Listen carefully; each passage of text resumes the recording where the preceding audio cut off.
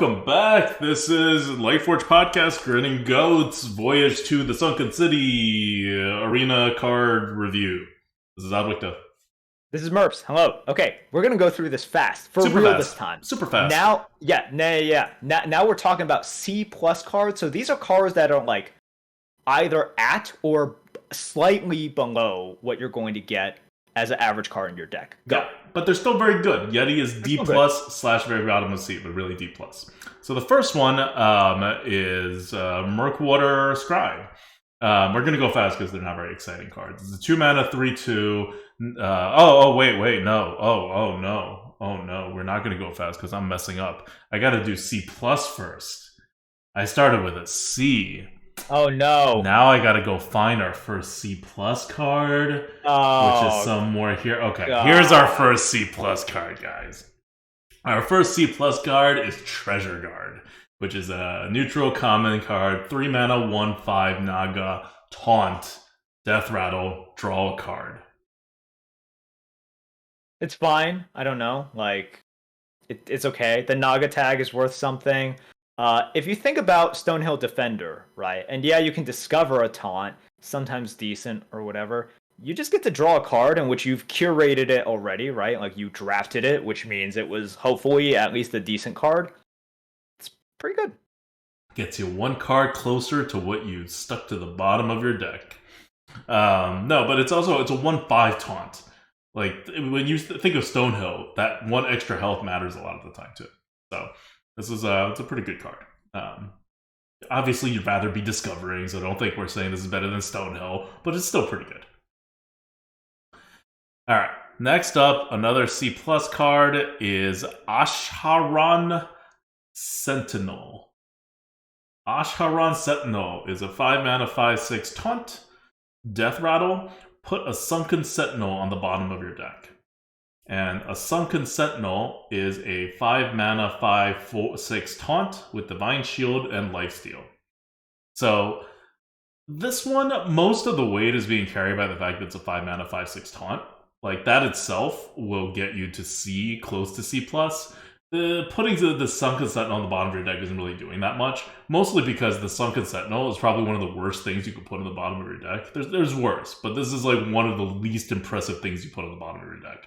Or a thing that you're putting at the bottom of your deck. Now, is this better than like a card in your deck? Yes. But when you're talking about putting something at the bottom of your deck, it's like, yeah, this is one of the worst ones. Now, it's not a bad card, right? C plus is like pretty good. I thought about this. This was one in which I was like, oh man, maybe this is like a B for me. I'm okay with a C plus. For me, it's like right there on the edge. Like, so if you're saying it's a B, I can see a little bit. I would go down if anything, because like I think a bunch of times you're not even going to dredge up this card. Like you would have put something even better down there to dredge up. That's another thing that I don't think people consider enough as well.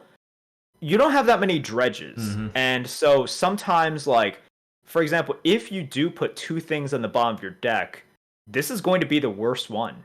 Not because like just because the stuff that you put on the bottom of your deck are so good that when you look at this thing, it's actually going to pale in comparison to most of the stuff that you're putting down there. So there is also going to be times in which you dredge something up and you're like, I don't want this crappy 5-drop that, you know, taunts a little bit and gives me health. I want the Colossal Minion. I want the whatever it is.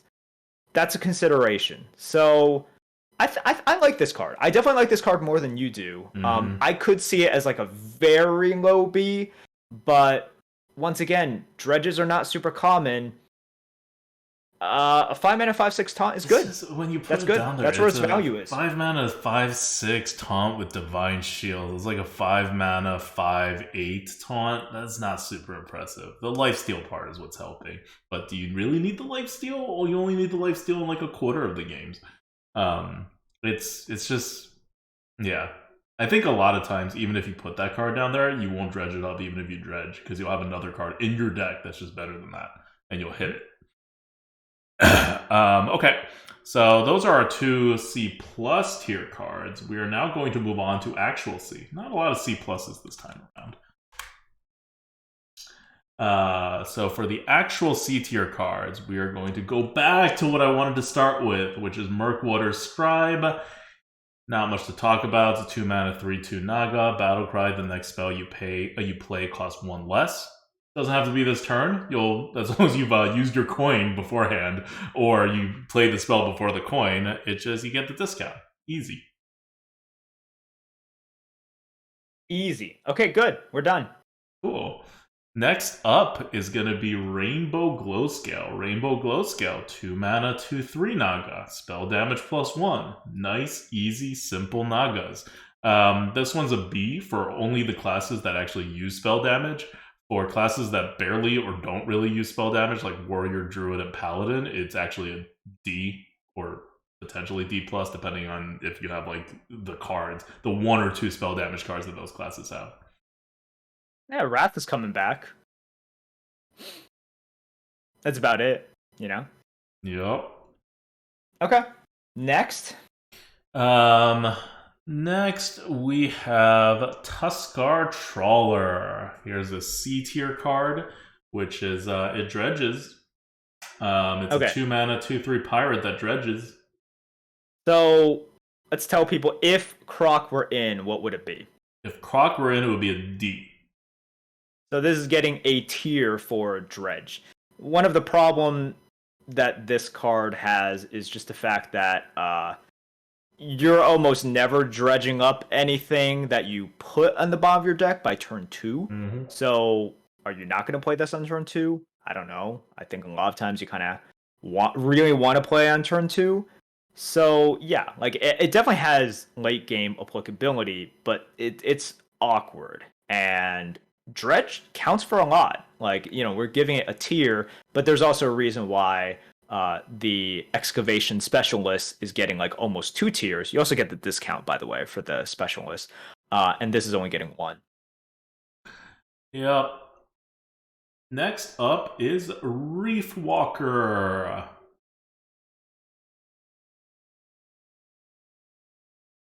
If I can find Reef Walker. There's Reef Walker. Reef Walker is a 3 mana 3/2 elemental. All these are common neutrals.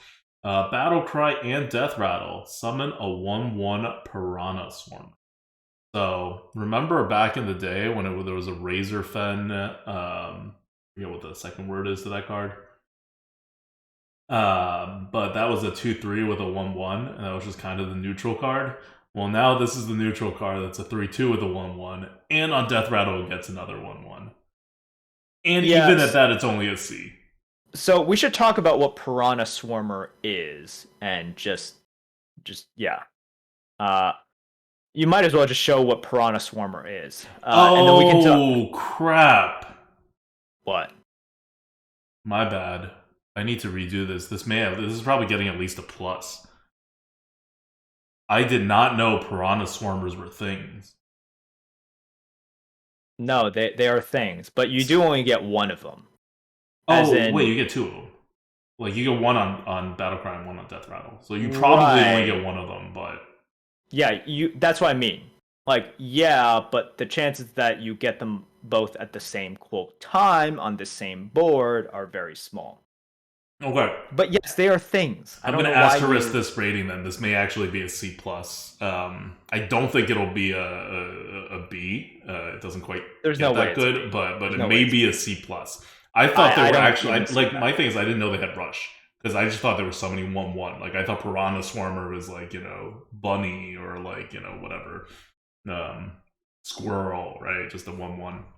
Wait, you thought it was actually a race? Then it wouldn't be a C. Then it would be lower. No, it would be a C because you're getting a 2 1/1s and a 3/2.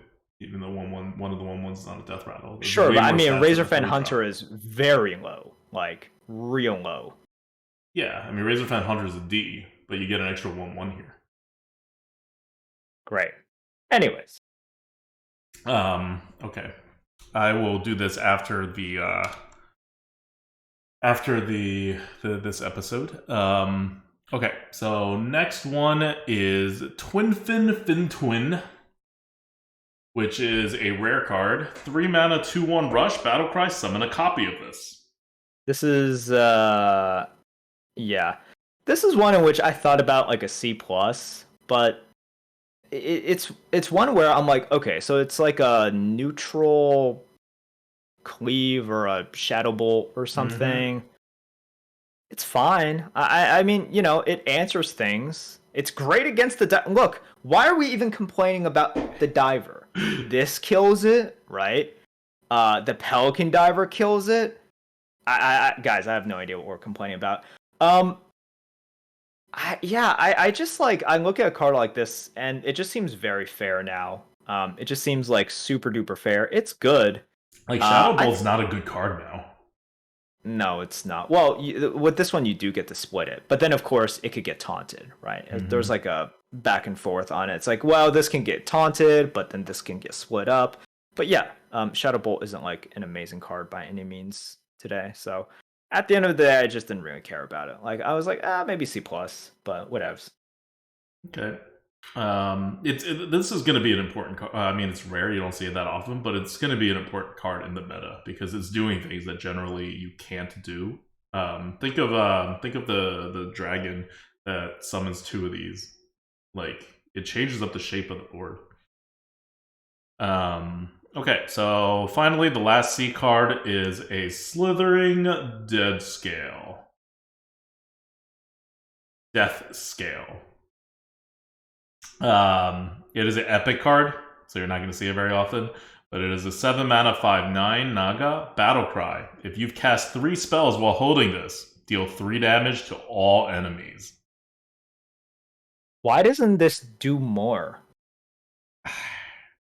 That's my question. I have it, no other comment, I'm guessing really. in constructed, when you have cards, when you have the Naga spell combos, it's just really easy to trigger, so it's effectively has no condition.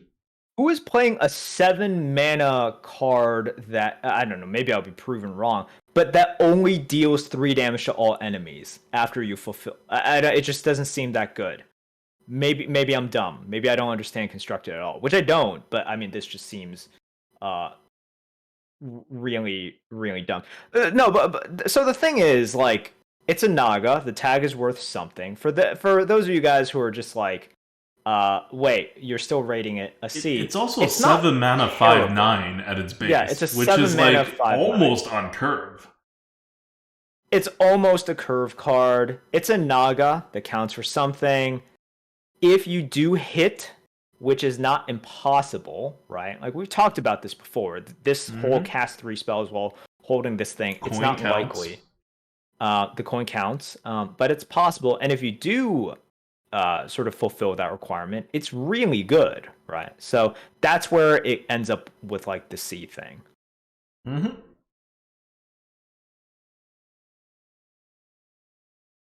Again, this is one of those like we're in the jackpot meta. Like, do you hit the jackpot? Mm-hmm. If you can hit it, and then you can play this on with the ability triggered, much better than C. But it's hard to hit the jackpot. Not impossible. If it's impossible, that's more like the old school stuff, right? Where it's like, sure, you can have a death wing, but you probably didn't draft it. Now it's like, wow, you have a million ways to get that death wing and or other stuff. Okay, we are now officially moving past the C's down. Remember, Yeti's at the bottom of C, so we're now at D plus. So all of these cards are a tiny bit below a Yeti. We have reached the not as good as a Yeti category. First one is Piranha Swarmer. Piranha Swarmer is a 1 mana 1/1 beast with Rush. It also has the ability, after you summon a Piranha Swarmer, gain +1 attack. Wait, are we just doing D? Like you're not doing D pluses Oh, we're first? doing D pluses. You keep forgetting I keep this. forgetting pluses before regulars. Okay. So let's start with the first +1, which is Sea Scout Operator. Sea Scout Operator, 3 mana 2/4 battle cry. If you control a mech, summon 2/1 Mecha Fish. Are Mecha Fishes weird too? No, Mecha Fishes are just normal. Mecha Fish is good. So, yeah, that's really good if you can get it to trigger, but you're gonna have to control a mech before you play this. There are some. Mm-hmm. That's what I'll say about it. There are some mechs. But no, it's not consistently good. Okay, that's all I have to say about it. Yep, it's a lot of stats, but at that point, these stats don't matter a lot if you're actually trying to set up a combo, and you will naturally get this combo on curve or vaguely on curve almost never. Like, you need an Annoyotron. Okay, so that is the only C plus card. D plus. D plus card. We are now on to just D. So now I get to talk about my fish. Piranha Swarmer. Piranha Swarmer is a 1-mana 1/1 beast with Rush. Also has the ability after you summon a Piranha Swarmer, gain +1 attack. So the first one you play is a boar. It's a 1/1 Rush. If you play another one, then the first one you played gets +1, becomes a 2/1. But you're not going to have these because these are rated a D, so you're not going to draft these. But as you see from before, we have they're other not cards. even rated a D for most classes. Oh, okay. Sorry. You need to, yeah. My bad. I was waiting for you to say this. I'm like, okay, he's way past the time to say this. Okay, so this is only a D for Shaman because you'll see that Shaman has synergies with this card because they have other Swarmer cards. Yeah, for all other classes, we rated it an F plus. I don't. Once we get, I don't understand the difference between like F plus and F. Not really, but F plus is this very narrow range right above F. F is everything below that. Yeah, that's where you really get to the trash tier. All right. But yeah, this is always usable, and for Shaman, yes, it is quite a bit better because they do have good synergies. All right. Next up is, again, we're in D. Ds are bad. They're like below Croc. Or like around Croc. Most of them are less than Croc. Some of them may be around Croc level. And this is a security automaton, 2-mana 1/3 mech. After you summon a mech, gain +1/+1. Again, you're going to summon some mechs. But otherwise, 2-mana 1/3 is real bad.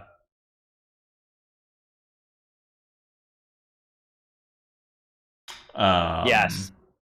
All right. Next one is Gorlock Ravager.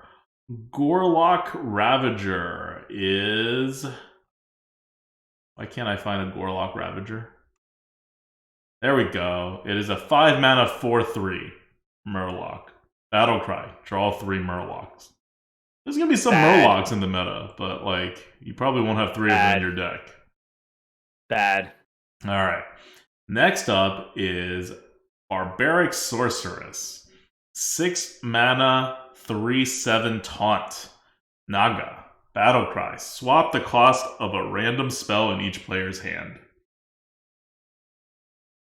I don't understand why this costs so much for so little stats now. It's a 3/7 taunt for 6 mana. I just like, okay, so what this is meant to do is like if you're playing a constructed deck and you put like only like 9 and 10 mana spells in your deck, and then you have you can swap it, and then it'll be, you know, discounted, and not only discounted but also ramped, right? And it's very important for things like mage and whatever.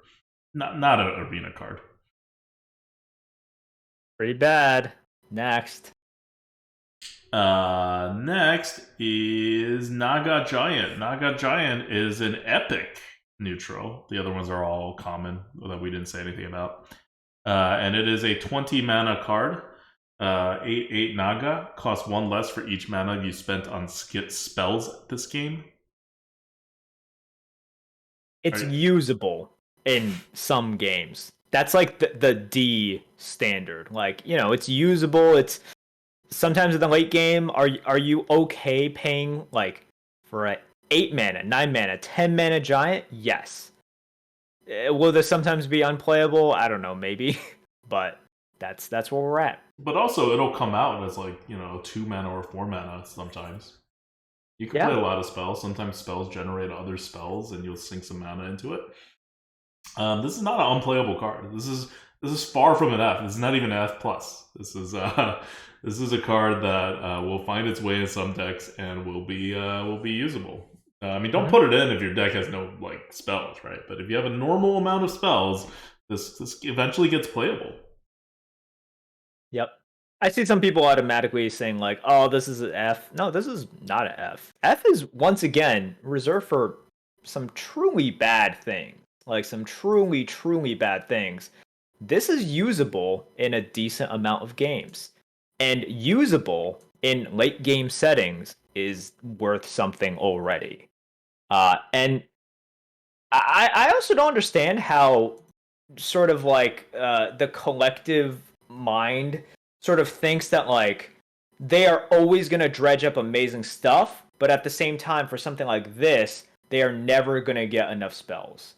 You know, like I think it's sort of the way that people evaluate. It's like when they see a card that's bad, it's easy to think of all the ways that it's bad. Yep. And when you see a card that is potentially good, and more importantly, very fun when it is good, you're like, that happens 110% of the time. Holy shit. When does it not pop off? Let me ask you, and the answer is never. Okay, it always pops off.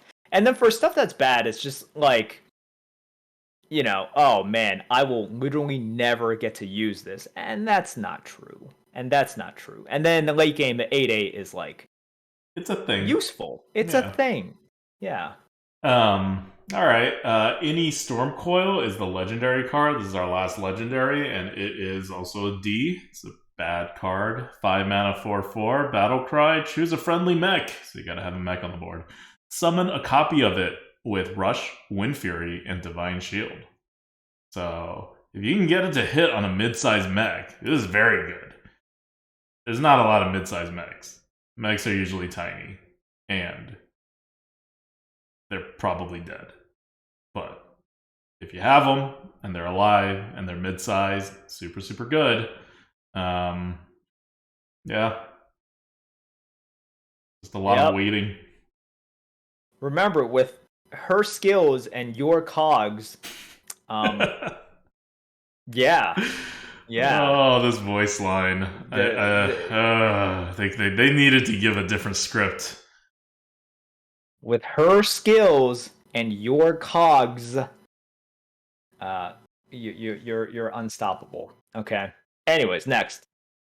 Next up, so we already did Piranha Swarmer, which is a F plus for most classes that's not Shaman. So there's only 2 more cards left in neutral that we haven't talked about, and they're both F tier cards. You guys can see what F tier cards are and why that 8/8 Giant is not an F tier card. So here's an F tier card. It is called a Helmet Hermit. A Helmet Hermit is a 1 mana 4/3 beast that cannot attack.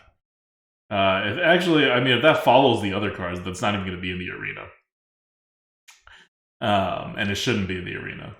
It just like messes up your drafts and gives you less options.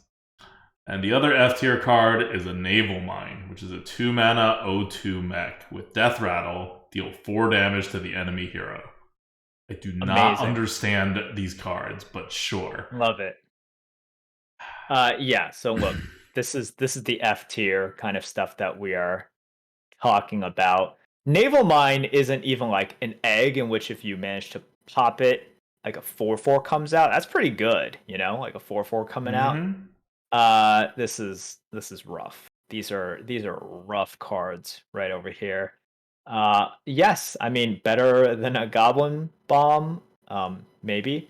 I was listening to someone else and they were like, "Oh man, wouldn't it just be hilarious as an awful if 2 of these popped out of Mothership?" I'm like, "Ooh, but then I have 8 damage going to their face." Like, if you have a way to trigger them. I kind of like that. Yeah. I'm like, oh, that's pretty good. Then just get buffs, right? Just get buffs and then kill these things off. But that's where we're at with the F tier. Once again, the Naga Giant is sometimes useful, and then you get an 8/8 minion out.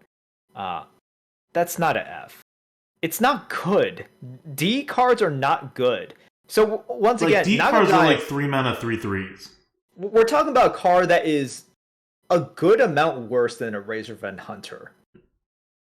Like, you know, that's where we're at. It's like worse than a Razorfen Hunter, which I think we'll agree. You know, I can play Razorfen Hunter on curve. I'm not happy about it at all. It's going to get dominated by everything, but I can play it. And then later on in the game, I have a Naga Giant. That's okay. As long as it's playable, it's so much better, right? That's a D card. Yeah. Okay. So those are the cards that are bad and you can avoid. There's not a lot of tricky bad cards. I feel like the bad cards are pretty obviously bad.